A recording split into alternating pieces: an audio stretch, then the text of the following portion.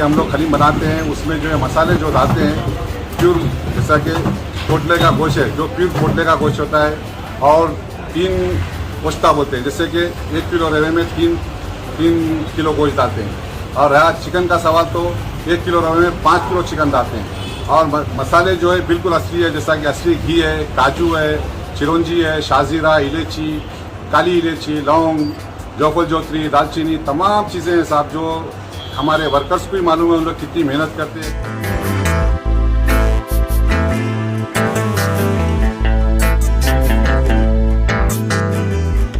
मैं तो मेरे को काम करने लगते तो 20 से 22 साल हो गया है। मेरे वालिद साहब भी करते थे यहाँ पर ही। मेरे वालिद साहब के बाद में अब मैं कर रहा हूँ। ख़ानदानी बावर्ची है।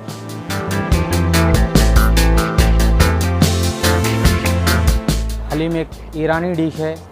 इसे हैदराबाद में सबसे ज़्यादा पसंद किया जाता है और हैदराबाद में ही इसकी बुनियाद रखी गई है और ये हैदराबाद से ही चौं तरफ फैली है।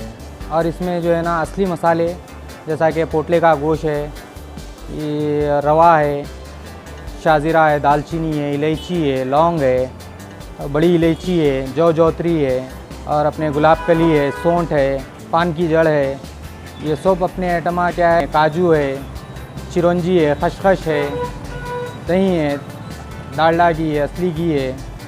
ये सब डालने के बाद में इसको काफ़ी मेहनत करने के बाद में ये तैयार होती है।